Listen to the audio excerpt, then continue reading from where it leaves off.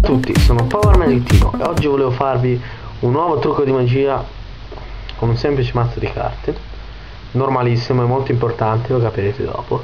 Facciamo scegliere una carta qualsiasi, come questa, il 3 di cuore, ok? Il 3 di cuore lo posizioniamo qua, più o meno in mezzo al mazzo, ok?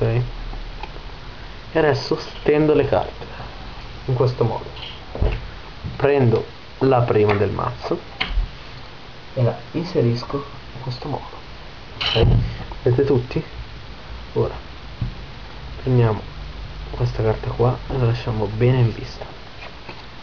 Prendo tutte le altre, le faccio vedere un'altra volta. Adesso devo prendere questa carta, la carta prescelta, il 3 di cuore, Power Magic.